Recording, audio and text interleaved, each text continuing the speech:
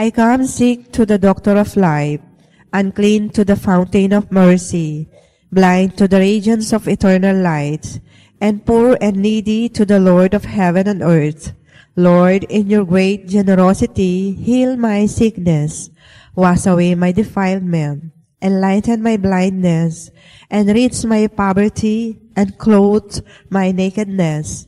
May I receive the bread of angels, the King of kings and Lord of lords, with humble reverence, with the purity and faith, the repentance and love, and the determined purpose that will help to bring me to salvation. May I receive the sacrament of the Lord's body and blood, and its reality and power. King God, may I receive the body of your only begotten Son, our Lord Jesus Christ, born from the womb of the Virgin Mary, and so be received into his mystical body and numbered among his members. Loving Father, as on my earthly pilgrimage, I now receive your beloved Son under the veil of sacrament. May one day see him face to face in glory, who lives and reigns with you forever. Amen. Please rise and sing our entrance hymn. In the name of the Father, the Son, the Holy Spirit. Amen. The Lord be with you. And with your spirit. My dear friends, we have gathered once again to celebrate the Eucharistic sacrifice of the Lord's love for all of us, so that we can become more worthy to receive these holy mysteries. Let us first humble ourselves, asking the Lord for his merciful forgiveness. I confess to Almighty God and to you, my brothers and sisters, that I have greatly sinned in my thoughts and in my words, in what I have done and in what I have failed to do, through my fault, through my most grievous fault. Therefore I ask the Blessed Mary, ever Virgin, all the angels and the saints, and you, my brothers and sisters, to pray for me to the Lord our God. May Almighty God have mercy on us, forgive us our sins, and bring us to everlasting life. Amen. Let us pray. Rejoicing in this annual celebration of our Lenten observance, we pray, O Lord, that with our hearts set on the Paschal mysteries, we may be gladdened by their full effects. We ask this to our Lord Jesus Christ, your Son, who lives and reigns with you in the unity of the Holy Spirit, God forever and ever. Amen. A reading from the book of the prophet Hosea. Come, let us return to the Lord. It is He who has rent, but He will heal us. He has struck us, but He will bind our wounds. He will revive us after 2 days. On the third day, He will raise us up to live in His presence. Let us strive to know the Lord, as certain as the dawn is coming, and His judgment shines forth like the light of day. He will come to us like the rain, like spring rain that waters the earth. What can I do with you, Ephraim? What can I do with you, Judah? Your piety is like a morning cloud, like the dew that early passes away. For this reason I smote them through the frappets. I slew them by the words of my mouth. For it is love that I desire, not sacrifice, and knowledge of God rather than burnt offerings. The word of the Lord. Thanks be to God. It is mercy I desire and not sacrifice. It is mercy I desire and not sacrifice. Have mercy on me, O God, in your goodness. In the greatness of your compassion, wipe out my offense. Thoroughly wash me from my guilt, and of my sin cleanse me. It is mercy I desire and not sacrifice. For you are not pleased with sacrifices. Should I offer a burnt offering, you would not accept it. My sacrifice, O God, is a contrite spirit, a heart contrite and humbled, O God, you will not spurn. It is mercy I desire and not sacrifice. Be bountiful, O Lord, to Zion in your kindness, by rebuilding the walls of Jerusalem. Then shall you be pleased with due sacrifices, burnt offerings, and holocausts. It is mercy I desire and not sacrifice. Let us all rise to honor the gospel. To you, O Lord Jesus Christ, glory and praise to you, O Lord Jesus Christ. If today you hear his voice, harden not your hearts. Glory and praise to you, O Lord Jesus Christ. The Lord be with you. And with your spirit. A reading from the Holy Gospel according to Saint Luke. Glory to you, O Lord. Jesus addressed this parable to those who were convinced of their own righteousness and despised everyone else. Two people went up to the temple area to pray. One was a Pharisee and the other was a tax collector. The Pharisee took up his position and spoke this prayer to himself. O God, I thank you that I am not like the rest of humanity, greedy, dishonest, adulterous, or even like this tax collector. I fast twice a week. I pay tithes on my whole income. But the tax collector stood off at a distance and would not even raise his eyes to heaven, but beat his breast and prayed, O God, be merciful to me, a sinner. I tell you, the latter went home justified, not the former. For everyone who exalts himself will be humbled, but the one who humbles himself will be exalted. My dear friends, the good news of our salvation. Praise to you, Lord Jesus Christ. Magandang araw po muli sa inyong lahat. Why should we allow people to judge us? Hayaan mo lang yung mga tao na husgahan ka. Kung merong naghuhusga sa iyo, huwag kang papaapekto. Huwag kang magpapadepress. Huwag kang magagalit. We should be comfortable by the judgment of other people. Why is that? Bakit kailangan hayaan lang natin na tayo husgahan ng iba at hindi tayo masaktan sa sasabihin nila? Tatlong dahilan po, tandaan niyo. Number one, because only small-minded people judge. Wise people, they do not judge.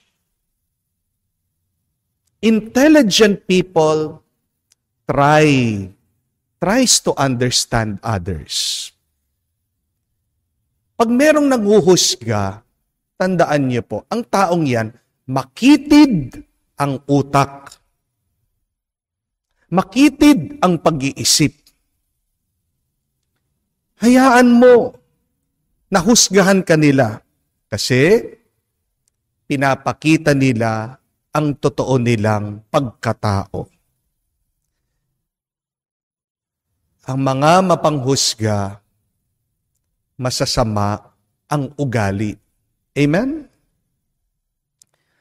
Dahil makitid ang isip, walang nakikitang mabuti. Ang mga mapanghusga ay hindi masaya. Hindi naman natin kailangan patunayan ang ating sarili sa ibang tao. Kailangan natin patunayan ang ating sarili sa Diyos. At paano tayo mamahalin ng Diyos? Sa pamamagitan ng pagsunod natin sa Kanyang kagustuhan. At kung tayo man ay magkulang, tayo sana'y matutong magpakumbaba. God tries to understand us. God tries to love us. Bakit? Kasi ang Diyos, malawak ang Kanyang pag-iisip. At malaki ang Kanyang pagmamahal. God will also judge us. But remember, when will this judgment come? At the end. Yan ang pagkakaiba nating mga tao sa Diyos. Ang Diyos, pinipigilan muna niya ang Kanyang paghuhusga kasi alam ng Diyos, hindi pa naman tapos ang kwento ng tao eh. Pero tayo mga tao, agad tayong naghuhusga, hindi pa naman tapos ang kwento. Allow people to judge you because these people are small-minded. But secondly, people who judge you are proud people. Allow people to judge you because they are proud. At tandaan po natin, pag meron kang kayabangan, pag meron kang kataasan, ang susunod dyan ay pagkabagsak. Yan ang tinuturo sa atin ng Panginoon. Those who exalt themselves will be humbled. Sabi ng Biblia, after the pride comes the fall. Hayaan mo lang ang ibang manghusga sa iyo. Kasi darating din ang oras, sila ay huhusgahan ng Diyos. What should you do when you are being judged? Continue doing the good that you can do. Leave people who judge you because they are not loving people. Sabi nga po ni Mother Teresa, when you judge others, you do not have time to love. Hindi kayang magmahal ang isang taong nanghuhusga. Dahil ang kabaliktaran ng panghuhusga ay pag-uunawa at pagmamahal. Pero pangatlo at kahuli-hulihan, hayaan mo na husgahan ka ng ibang tao kasi ang mga taong mapanghusga hindi payapa. Kung palagi mo na lang iniisip ang panghuhusga ng iba, mapapagod ka. Kahit naman anong gawin po natin, di ba? Huhusgahan at huhusgahan tayo. Kaya, ano pang saysay na palagi mong iniisip, palagi mong inaalala, kung ano sasabihin ng ibang tao, kung mauubos lang ang oras mo sa kanila, at mawawalan ka ng oras sa dapat mong gawin sa iyong buhay. If people will always judge you, then do what you think is right and good. Remember, the judgment of people will not change the truth about you. Kahit nasabihan mo ang bundok na pangit, hindi naman mag-iiba ang itsura ng bundok. Di po ba? Kahit nasabihin mo ang bulaklak, mabaho, hindi mag-iibang itsura ng bulaklak. Bulaklak pa rin yan. Sana ganyan din tayo mga tao. Kung makakarinig ka ng masama galing sa ibang tao, sana wag niyang baguhin yung kabutihan na tinanim ng Diyos sa iyo. Only one judgment should matter to us. And what is that? It is the judgment of God. Why should we stop listening to the judgment of people? Because it will distract us from God's will. Tandaan niyo po, ang boses, ang opinyon ng ibang tao ay hindi boses at katotohanan, kagustuhan ng Diyos. A gentle reminder that your judgment of other people does not make you righteous. Yan ang sinasabi ni Jesus sa kanyang kwento. Ang isang tao na nagmamataas, nagyayabang sa Diyos sa kanyang panalangin, hinuhusgahan yung makasalanan. Sabi ng Panginoon, umuwi siya, hindi siya matuwid. So when we judge people, it does not make us righteous.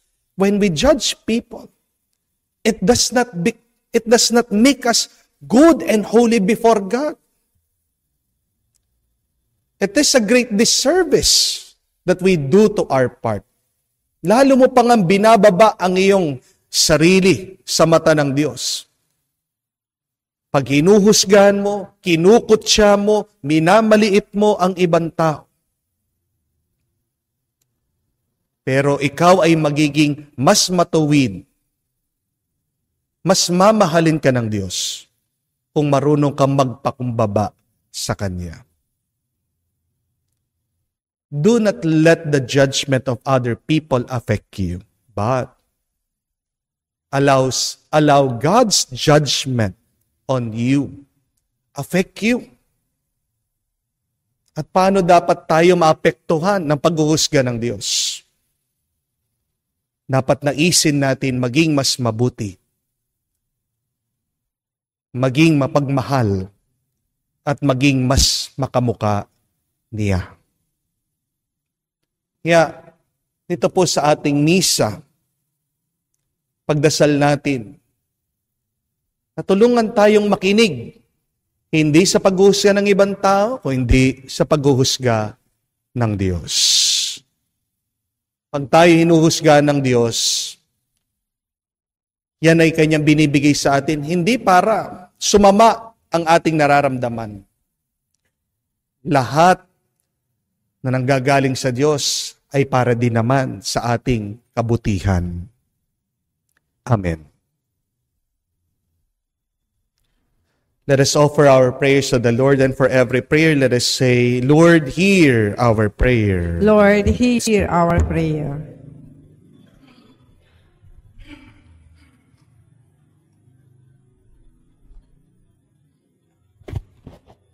That the church may be assured, even for sinners and outcasts, let us pray to the Lord. Lord, hear our prayer. That public servants may show special concern for women, children, orphans, the elderly, and the homeless.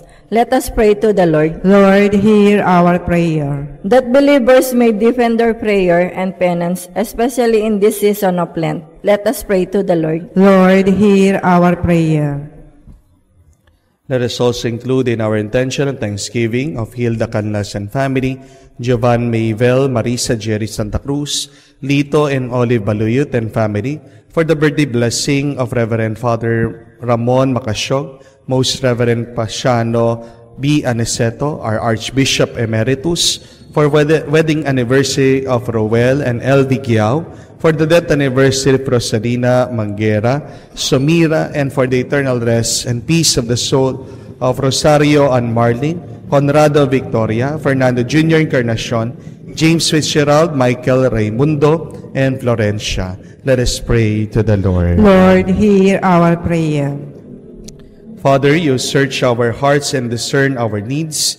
In your mercy, grant what we ask through Christ our Lord. Amen. Pray now, my dear friends, that my sacrifice and yours may be acceptable to God, the Almighty Father. May the Lord accept the sacrifice of your hands for the praise and glory of his name, for our good and the good of all his holy church. O God, by whose grace it comes to pass, that we may approach your mysteries with minds made pure, grant, we pray, that in reverently handing them on, we may offer you fitting homage through Christ our Lord. Amen. The Lord be with you. And with your spirit. Lift up your hearts. We lift them up to the Lord. Let us give thanks to the Lord our God. It is right and just. It is truly right and just, our duty and our salvation, always and everywhere to give you thanks, Lord, Holy Father, Almighty and eternal God.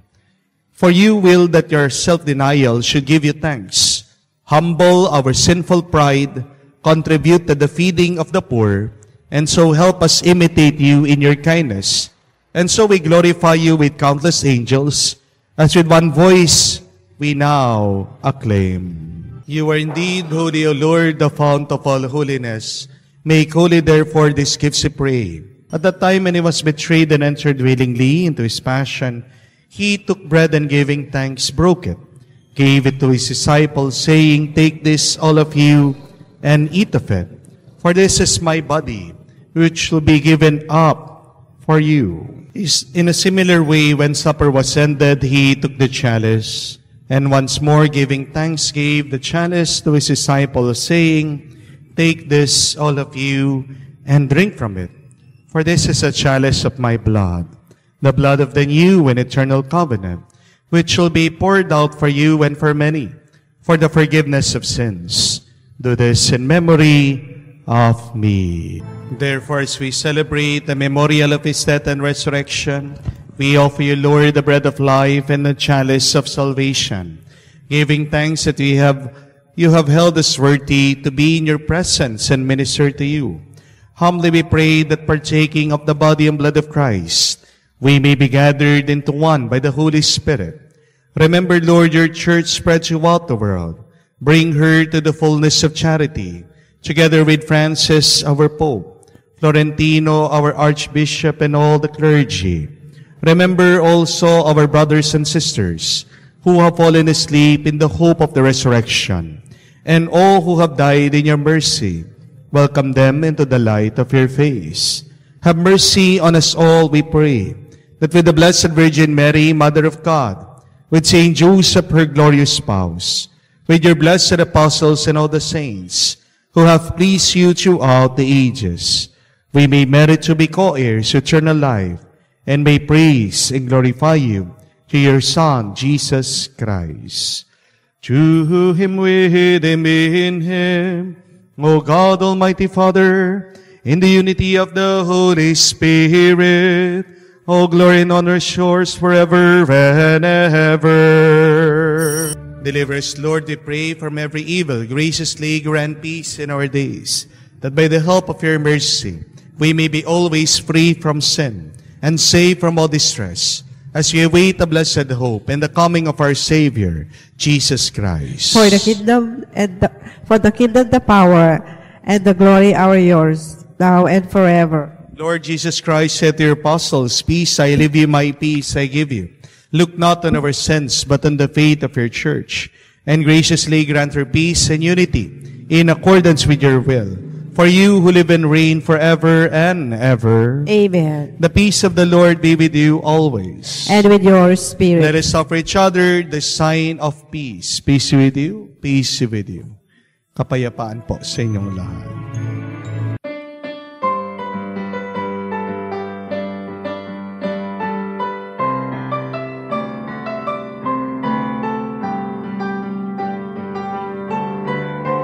Alleluia, alleluia, alleluia, alleluia. Si Kristo'y muling nabuhay. buhay, resurrexit sicut dixit. Alleluia, alleluia, alleluia, alleluia, si Kristo'y muling nabuhay. Alleluia. Sa ngalan ng Ama, ng Anak, at ng Espiritu Santo. Amen. Sumainyo ang Panginoon. At subayin niyo rin. Mga kapatid, tayo ay nasa loob pa rin ng oktaba ng muling pagkabuhay ng Panginoon. Kailangan nating maunawaan na sa ating buhay ay lahat ng mga taong nakakatagpo natin ay may tulong sa ating paglalakbay pabalik sa kaharian ng Diyos. The people that we meet in life are never an accident. God always planned that we meet these people in our lives so that we can become better and more holy. Pag binigyan ka ng mabuting tao ng Diyos, ito ay para magkaroon ka ng magandang alaala. Pag ikaw ay nakatagpo ng masamang tao, siya ay nagsisilbing isang karanasan sa iyo. Pag ikaw ay binigyan naman ng isang malalang tao ng Diyos, siya ay nagsisilbing aral o lesson sa iyo. Pero pag tayo naman ay binigyan ng mga pinaka-the best, pinaka-mababait, at pinaka-mapagmahal na tao ng Diyos, tayo ay binibigyan niya ng mabuti at masayang karanasan. Ang tanong, ang Panginoon Jesus, nararanasan ba natin? Nakakatagpo ba natin siya sa paglalakbay sa buhay na ito? Magandang tanong at pagmunihan. Ano naman ang epekto ng ating pagtatagpo kay Jesus na muling nabuhay? Nandiyan ang Diyos, pero madalas hindi natin siya pinapansin. Nandiyan ang muling nabuhay na Kristo, pero madalas hindi natin siya pinakikinggan. Mga kapatid, sa banal na misang ito, buksan natin ang ating mga isip at puso, ating mga tenga sa salita ng Diyos. Dito natin nakakatagpo ang ating mahal na Panginoon. At naway sa ating karanasan, sa pakikisa sa Kanya, meron sanang magbago, mas mabuti sa atin.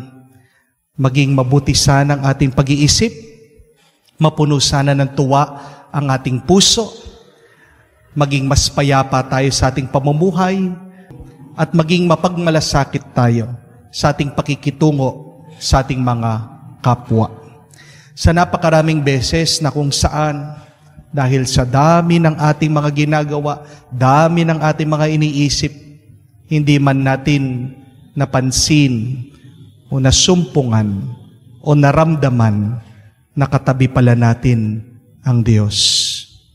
Naway maging karapat-dapat tayo makatanggap sa Kanyang banal na katawan at dugo, at ito ang magpalakas muli sa atin sa pagpapatuloy natin sa ating paglalakbay dito sa mundo. Inaamin ko Sa makapangyarihang Diyos at sa inyo mga kapatid, na lubha akong nagkasala sa isip, sa salita, sa gawa, at sa aking pagkukulang. Kaya isinasamo ko sa mahal na Birheng Maria, sa lahat ng mga anghel at mga banal, at sa inyo mga kapatid, na ako'y ipanalangin sa Panginoong ating Diyos. kaawaan tayo na makapangyarihang Diyos, patawarin tayo sa ating mga kasalanan, at patnubayan tayo sa buhay na walang hanggan. Amen. Panginoon, kaawaan mo kami. Panginoon, kaawaan mo kami. Kristo, kaawaan mo kami. Kristo, kaawaan mo kami. Panginoon, kaawaan mo kami. Panginoon, kaawaan mo kami.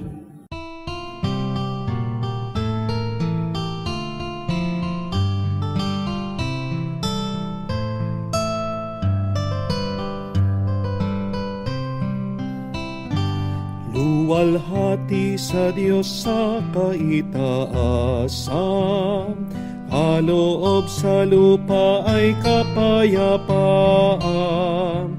Pinupuri ka't ipinagdarangal, sinasamba ka dahil sa dakila mong kalwalhatian. Panginoon naming Diyos, Hari ng langit, Amang makapangyarihan, Panginoong Jesucristo, bugtong na anak ng Diyos, Kordero ng Ama. Ikaw na nag-aalis ng mga kasalanan ng sanlibutan. Tanggapin mo ang aming kahilingan, ikaw na naluluklok sa kanan ng Ama.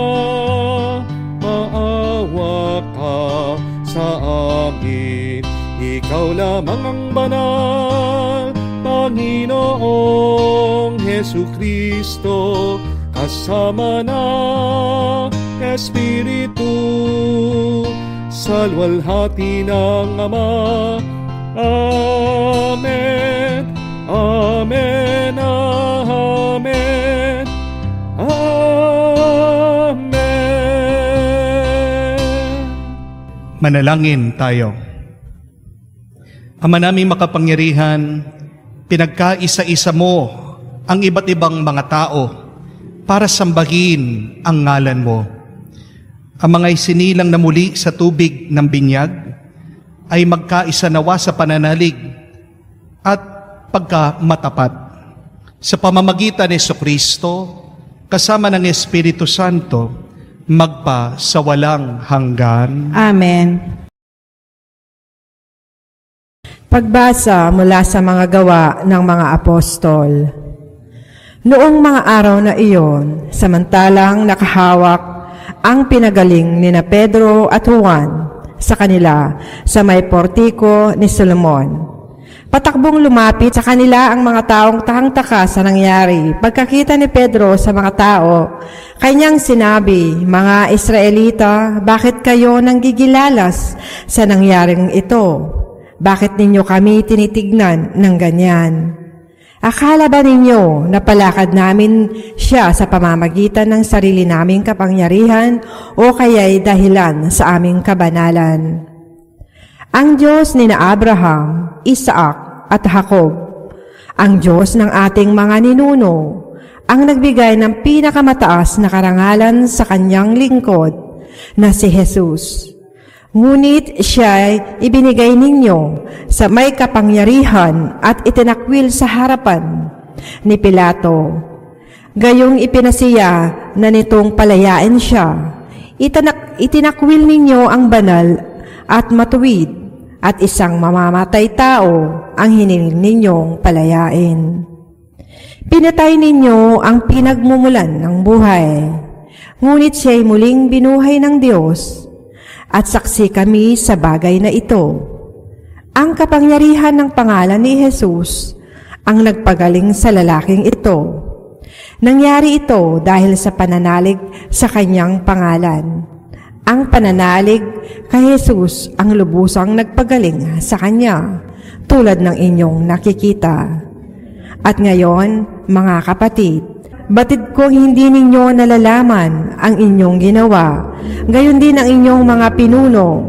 Ngunit sa ginawa ninyo'y natupad ang malaon ng ipinahayag ng Diyos sa pamamagitan ng mga propeta na ang Kristo'y kailangang magbata.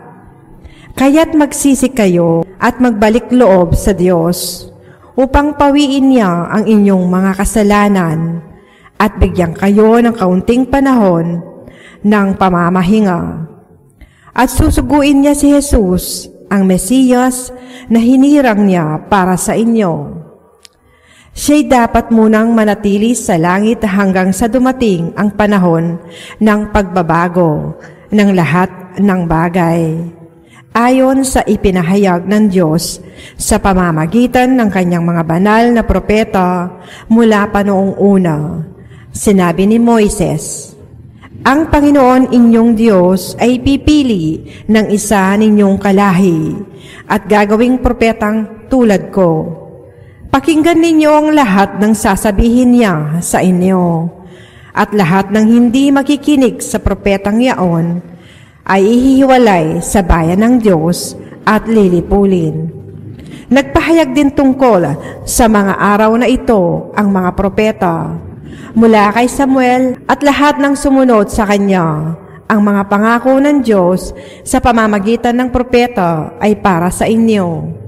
At kasali kayo sa tipang ginawa ng Diyos at ng iyong mga ninuno, nang kanyang sabihin kay Abraham, pagpapalain ko ang lahat ng angkan sa daigdig sa pamamagitan ng iyong lipi. Kaya't hinirang ng Diyos ang kanyang lingkod. At siya'y unang sinugo sa inyo upang pagpalain kayo at tulungang tumalikod sa inyong masasamang pamuhay. Ang salita ng Diyos. Salamat sa Diyos. Maningning ang iyong ngalan poon sa sangkalupaan. Maningning ang iyong ngalan poon sa sangkalupaan. Ikaw, o poon, Panginoon namin, laganap sa lupa ang iyong luningning. Ano nga ang tao upang iyong alalahanin, ay ano nga siya sa sukal mong kalingain. Maningning ang iyong ngalan poon sa sangkalupaan. Nilikha mo siya sa halos kapantay ng iyong luningning at kadakilaan. Pinamahala mo sa buong daigdig, sa lahat ng bagay, malakit maliit. Maningning ang iyong ngalan poon sa sangkalupaan. Mga bakat tupa, hayop na mabangis, at lahat ng ibon nasa himpapawid, at maging sa isda sa ilalim ng tubig. Maningning ang iyong ngalan poon sa sangkalupaan.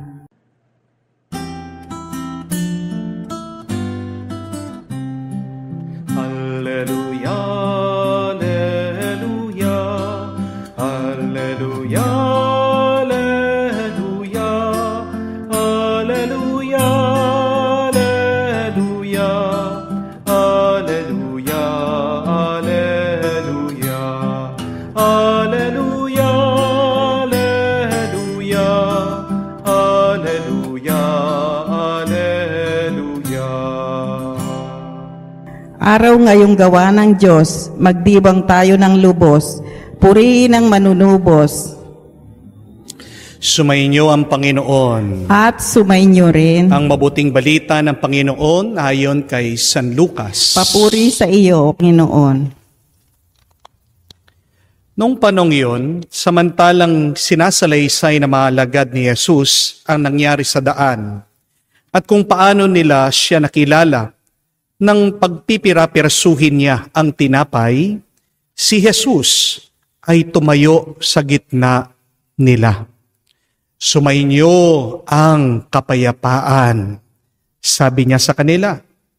Ngunit nagulat sila at natakot sapagkat akala nila'y multo ang nasa harapan nila. Kaya't sinabi ni Jesus sa kanila, ano't kayo'y nagugulinihanan? Bakit nag-aalinlangan pa kayo?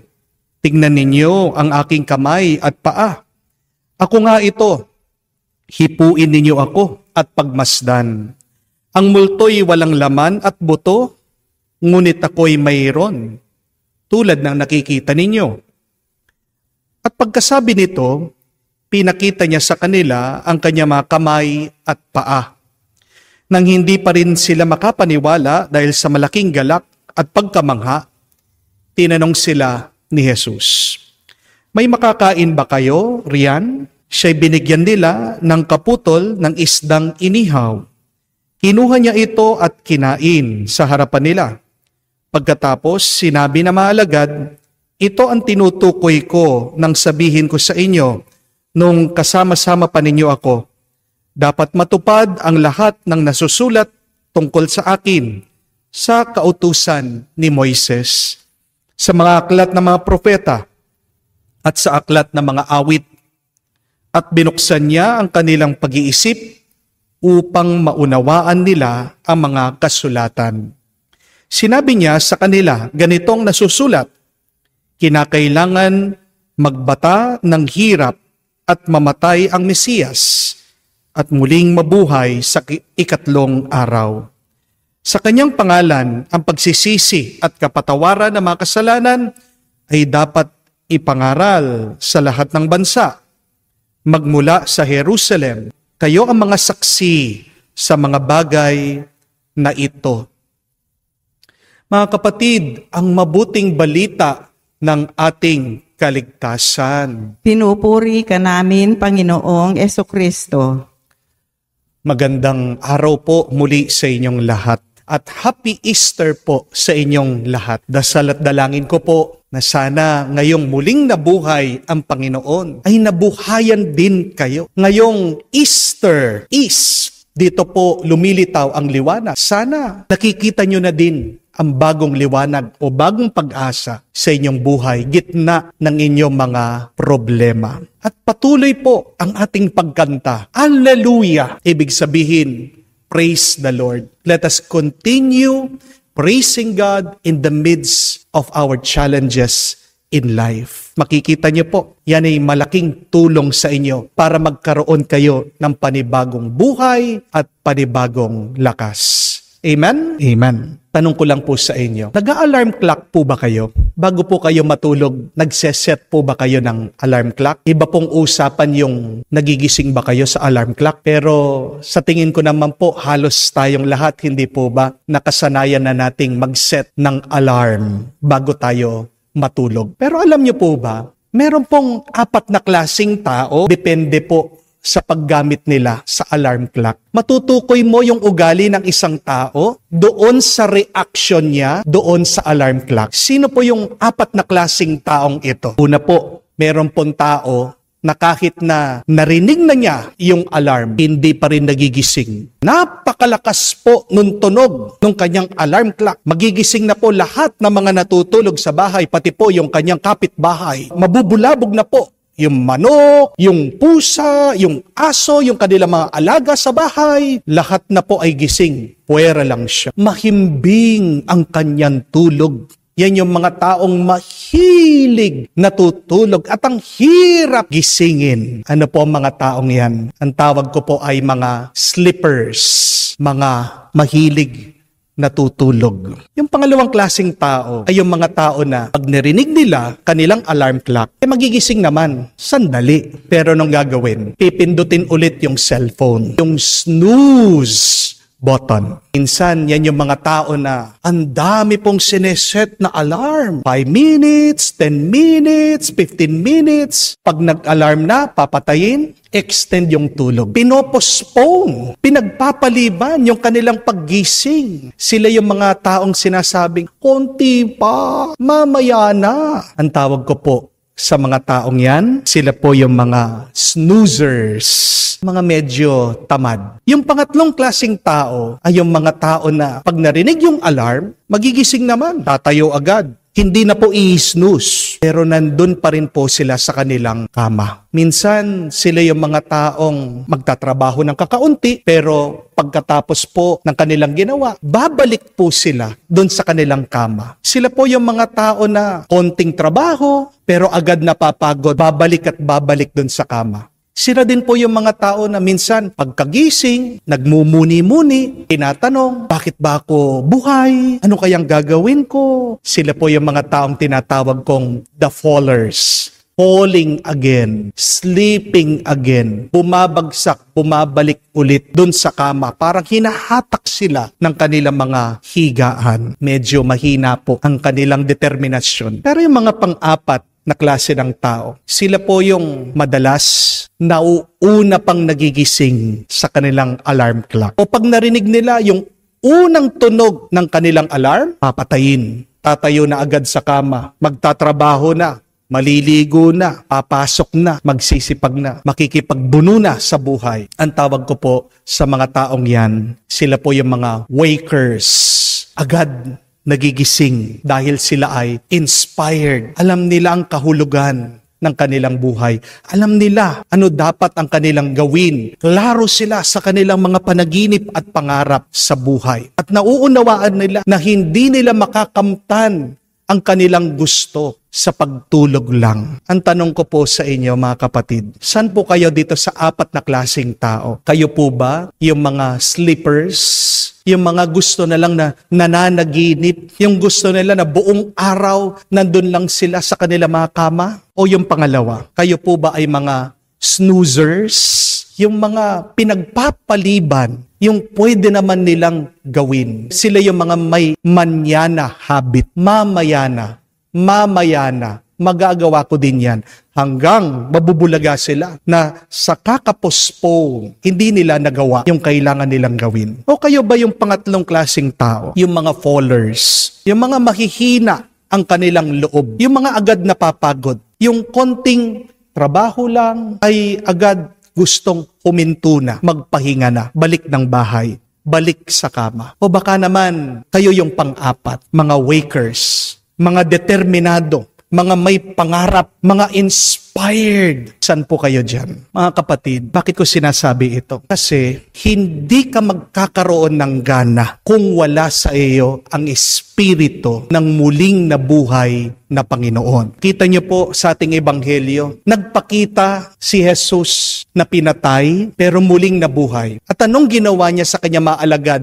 at disipulo? Tinuruan daw sila. At pagkatapos niyang tinuruan, binigyan sila ng misyon. Sinabi na sila ay magpapahayag ng pagsisisi, pagbabagong buhay ng mga tao. Binigyan sila ng misyon ng ating Panginoon na magpahayag, ipangaral ang mabuting balita. My dear friends, the Spirit of the resurrected Christ, the Word of God is our alarm clock. Ginigising tayo ng Espiritu ng Diyos. Binibigyan tayo ng panibagong buhay ng salita ng Diyos. Ang tanong, ano ang gagawin mo pag tinanggap mo na ang salita ng Diyos? Ano ang susunod mong hakbang, kilos, pag nadama mo ang espiritu ng muling nabuhay na Panginoon? Apat lang naman po ang pwede nating gawin. First, you can be a sleeper. You can remain ignorant,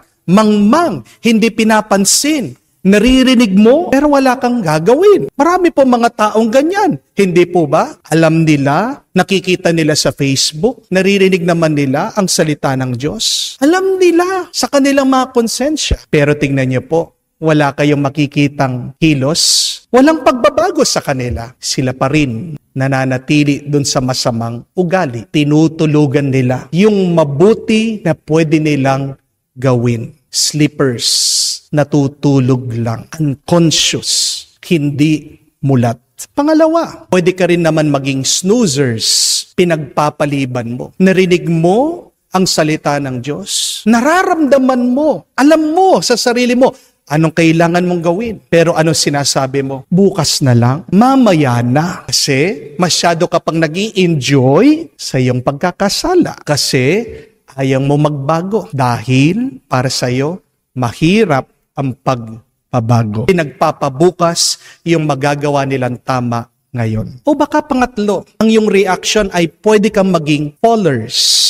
Sila yung mga, natanggap nila ang salita ng Diyos. Makikita mo naman na masigasig sila, masipag sila, pero hindi nila nasusustain. Hindi sila nakakapagtagal. Ilang araw o ilang buwan, maaalala nila yung kanilang dating ugali. Tutuksuhin muli sila ng demonyo at magbabalik sila doon sa kanilang dating buhay. Dati, palasimba na sila, paladasal na sila, pero dahil nakinig na naman sila sa demonyo, makikita mo, babalik na naman sila dun sa dati, sa nakasanayan nila. Hindi sila nagtatagal sa pagbabago. Mga kapatid, tayo ay inaanyayahan ng Diyos na maging pang-apat na uri na tao.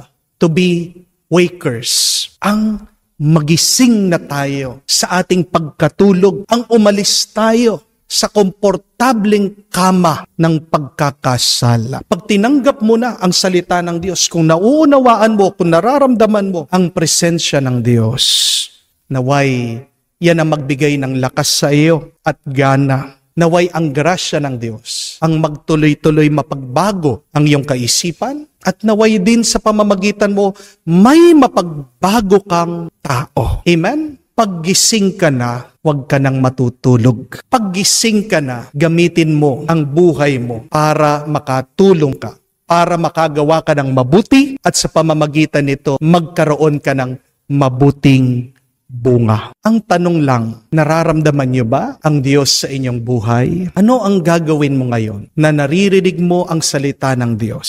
Mga kapatid, tandaan niyo po, sayang kung naririnig natin ang salita ng Diyos, kung nararamdaman natin ang kanyang presensya at binabaliwala natin siya. Dahil tayo ay dinadala ng Diyos sa mas magandang sitwasyon o sa mas magandang kalagayan ng ating buhay. Hindi ka makakarating sa mas magandang karanasan kung mananatili kang nananaginip lang. Sa iyong pagtulog, wala kang mararating na malayo. Pero kung ikaw ay ginising na ng Diyos, hindi panaginip ang binibigay niya sa iyo, kung hindi isang pananaw. Yang pananaw na yan, sana sundan mo dahil may naghihintay na napakalaking pagpapala sa iyo. Madalas po, ang dami pong pumupunta dito sa parokya at sila po ay nagpapa-counseling, humihingi ng advice sa akin.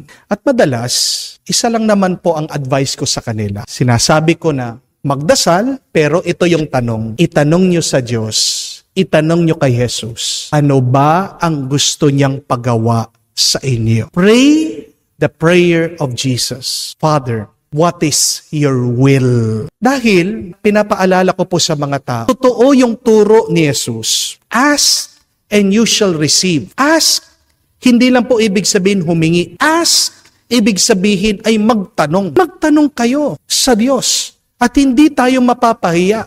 Ibibigay niya ang sagot. Pero alam niya po kung ano yung problema. Marami sa atin, alam na ang sagot doon sa ating mga problema. Marami sa atin, alam na kung anong pinapagawa ng Diyos. Pero anong problema? Ayaw gawin. Ayaw sundin. Nung ginagawa, nananatiling tinutulugan lang ang salita ng Diyos.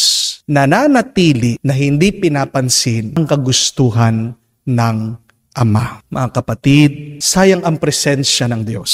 Sayang ang muling pagkabuhay ng Panginoon. Mga kapatid, palagi tayong ginigising ng Panginoon sa Kanyang Espiritu, sa Kanyang karunungan, sa Kanyang salita. Sana naman, buhayin natin ito, sundan natin para yan ang maging daan ng ating pagbabagong buhay at magkaroon din ng magandang bunga sa ating buhay at sa buhay ng iba. Amen. Sa bawat dasal at dalangin, ating sabihin sa Diyos, tayo'y nagpapakumbaba sa Kanya.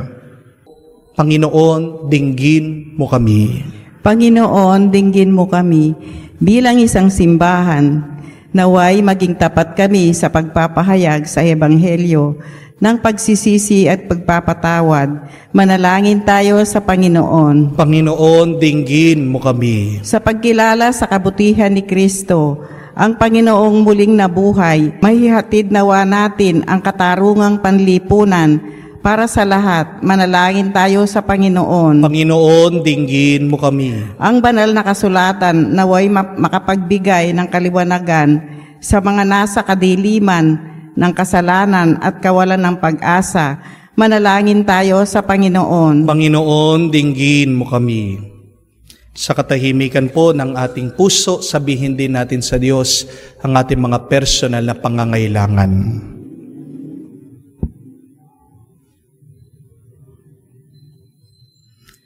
Diyos na aming Ama, nag-aalab ang aming mga puso habang nakikinig kami sa iyong bugtong anak. Tanggapin mo ang panalangin ng mga naglalakbay sa Kanya sa daan ng buhay.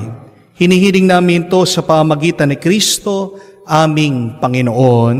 Amen.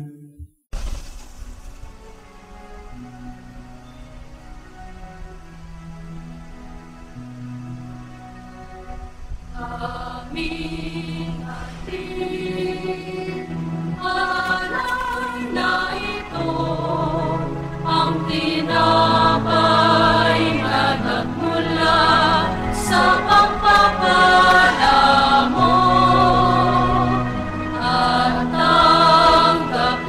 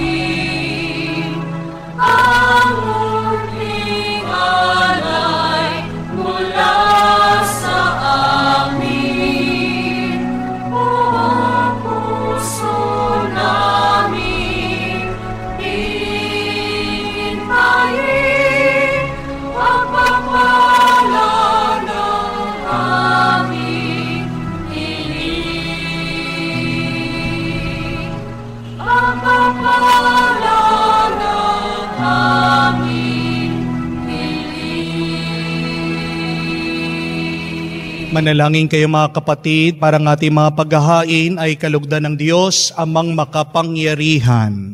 Tanggapin nawa ng Panginoon itong paghahain sa iyong mga kamay, sa kapurihan niya at karangalan, at sa ating kapakinabangan, at sa buong sambayanan niyang banal. Ama naming lumikha, kalugdan mo tanggapin ang aming mga alay, na ngayoy inihahain para sa mga hinirang, upang ang mga nilood mong mabinyagan ay magkamit ng iyong tulong ngayon at kailanman. Sa pamamagitan ni Jesucristo, kasama ng Espiritu Santo, magpa sa walang hanggan. Amen. Sumainyo ang Panginoon. At sumainyo rin. Itaas sa Diyos sa inyong mga puso at diwa. Itinaas na namin sa Panginoon. Pasalamatan natin ang Panginoong ating Diyos. Marapat na siya ay pasalamatan. Ama naming makapangyarihan, tunay nga marapat ikaw ang aming pasalamatan. Sa ngayong araw, pinagdiriwang namin ang paghahain ng Mesiyas, ang maamong tupa na tumubos sa aming lahat. Ang iyong anak na minahal ay naghain ng sarili niyang buhay. Siya ang tupang maamong umaako sa kaparusahan upang mapatawad ang kasalanan ng sanlibutan sa pagkamatay niya sa banal na krus. Ang kamatayan namin ay kanyang nilupig sa pagkabuhay niya bilang manunubos, pag-asa at pagkabuhay ng aming makamit. Kaya kaisa na mga anghel na nagsisiawit ng papuri sa iyo, nang walang humpay sa kalangitan, kami nagbubunyi sa iyong kadakilaan.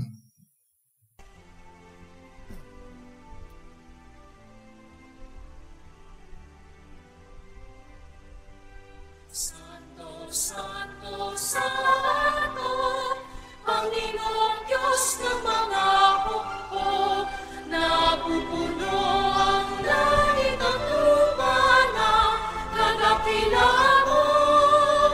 Hosana, Hosana, sa kaigaasan, pinagpala ang naparito sa ngalan ng Panginoon.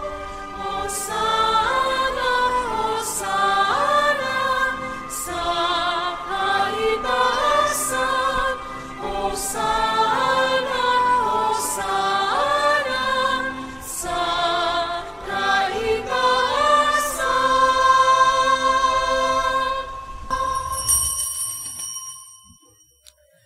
Ama naming banal, ikaw ang bukal ng tanang kabanalan.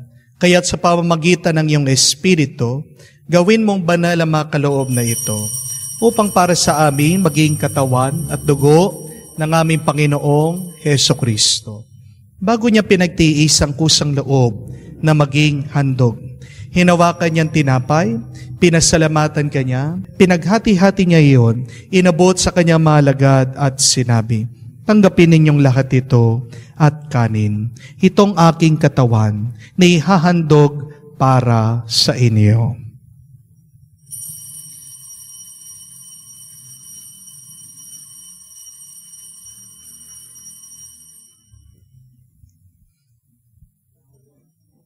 Gayon din naman, nang matapos ang hapunan, hinawakan niyang kalis, muli kanyang pinasalamatan. Inabot niya ang kalis sa kanyang mga alagad at sinabi, tanggapin ninyong lahat ito at inumin. Ito ang kalis ng aking dugo, ng bago at walang hanggan tipan. Ang aking dugo na ibubuhos para sa inyo at para sa lahat, sa pagpapatawad ng mga kasalanan. Gawin ninyo ito sa pag-alaala sa akin.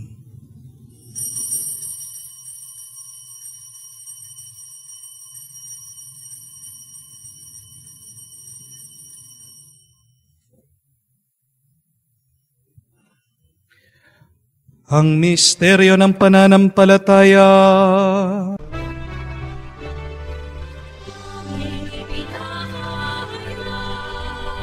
Na namatay ang iyong anak, nabuhay bilang Mesiyas, at magbabalik sa wakas para mahayag sa lahat. Ang mga ginagawa namin ngayon ng pag-alaala sa pagkamatay muling pagkabuhay ng iyong anak. Kaya't inaalay namin sa iyo, tinapay na nagbibigay buhay at ang kalis na nagkakalob ng kaligtasan.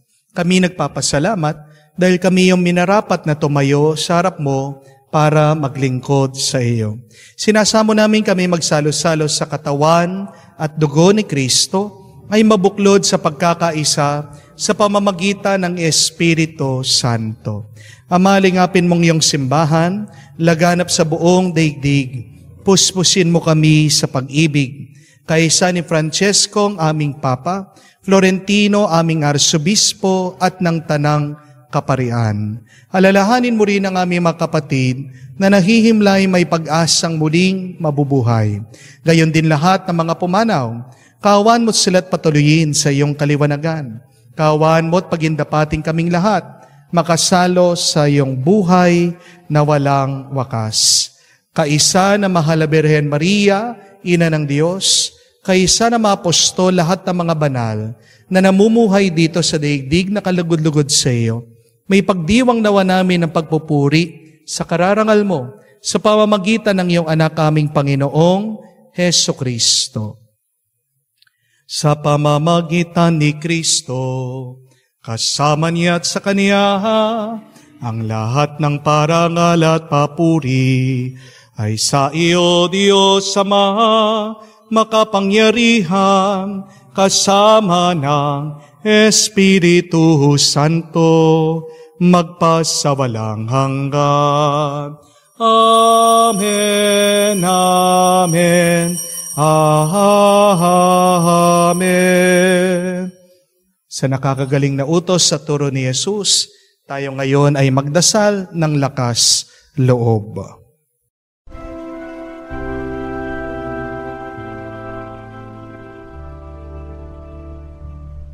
Ama namin, sumasalangit ka, sambahin ang ngalan mo, mapasa amin ang kaharian mo, sundin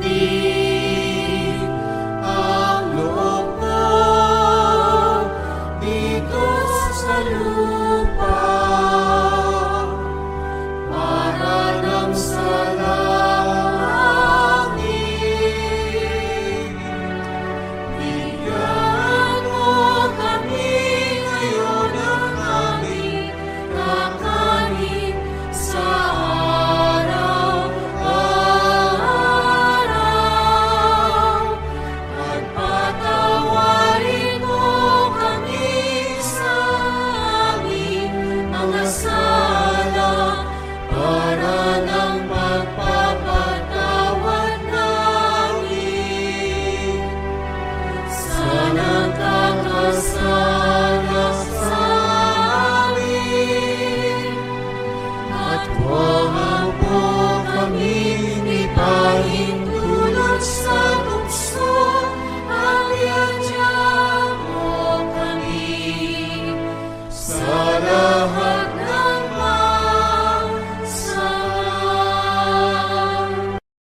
Hinihiling namin kami adya sa lahat ng masama, pagkalooban ng kapayapaan araw-araw, iligtas sa kasalanan, ilayo sa lahat ng kapamakan, samantalang aming pinanabikan ang dakilang araw ng pagpapahayag ng tagapagligtas naming si Heso Kristo. Sapagkat iyo ang kaharian at ang kapangyarihan at ang kapurihan magpakailanman. Amen. Panginoong Heso Kristo, sinabi mo sa iyong mga apostol, kapayapaan ang iniiwan ko sa inyo, ang aking kapayapaan ang binibigay ko sa inyo.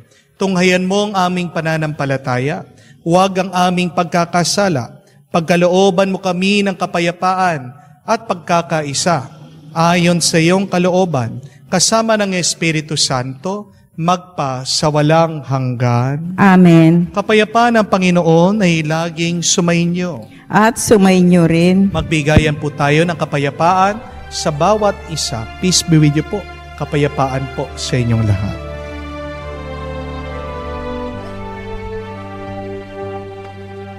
Kordero ng Diyos na nag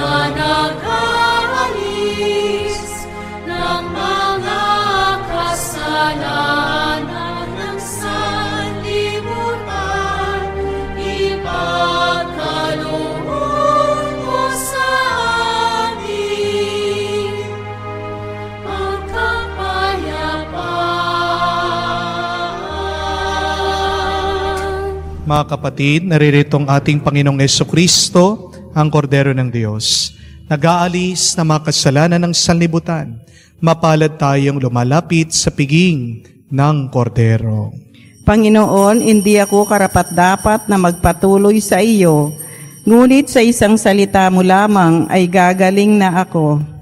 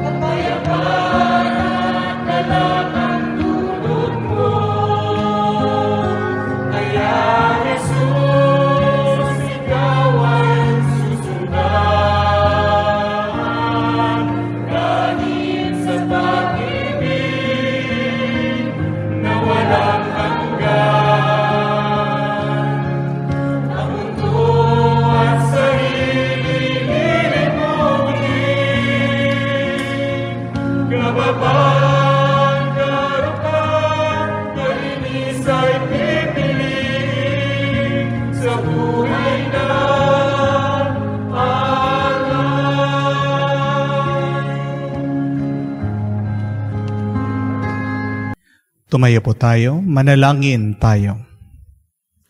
Ama namin mapagmahal, manatili kang kapiling ng iyong sambayanan, na ngayoy pinapakinabangan mo sa iyong sariling buhay. At gawin mo kami pasulong na makahakbang mula sa dati naming pagkamakasalanan, patungo sa pagbabagong nagdudulot ng iyong kabutihan sa pamamagitan ni Jesucristo, kasama ng Espiritu Santo, magpa sa walang hanggan. Amen. Ano ang epekto ng Diyos sa iyong buhay? Kung nga ang ating pakikitungo o pakikipagsalamuha sa iba ay may epekto, may dating sa atin, meron din bunga ang ating pakikipagtagpo sa Diyos. Balikan niyo ang unang pagbasa, napakaganda. Na dahil nakatagpo na mga apostoles ang muling nabuhay na si Jesus, si San Pedro at San Juan, sila din ay nakakapagpagaling na mga may sakit. Pinagaling nila ang taong pilay o paralitiko sa ngalan ni Jesucristong muling nabuhay. At ang mga hindi naman naniniwala kay Jesus, ano ang nagiging bunga ng kanilang buhay? Sila ay naninira, sila ay nagagalit, sila ay naiinis. Walang espiritu ng buhay at tuwa sa kanila. So, tanungin niyo po, kung ano ang nagiging bunga ng ating pakikipagtagpo sa Diyos.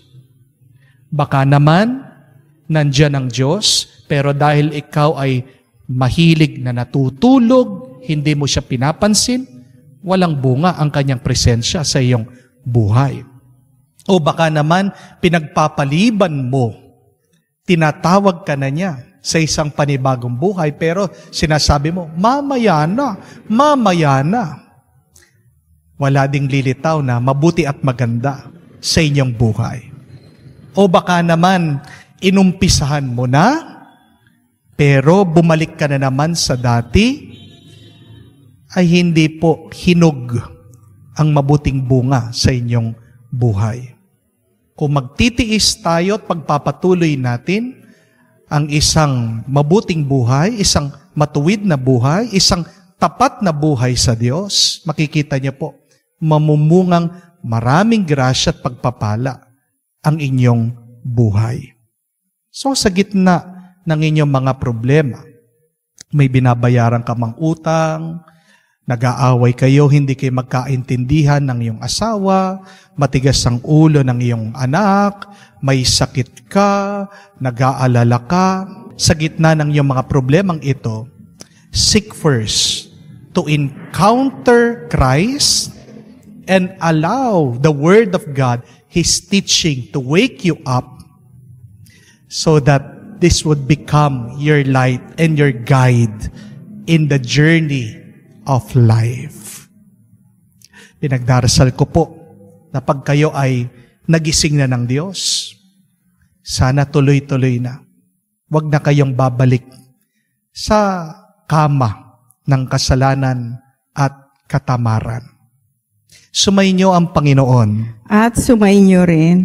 At kayo ay pagpalain ng Diyos na makapangyarihan sa ngalan ng Ama, ng Anak, ng Espiritu Santo. Amen. Ang ating misa ay natapos na. Humayo kayo sa kapayapaan ni Kristo. Alleluia, alleluia. Salamat sa Diyos. Alleluia, alleluia.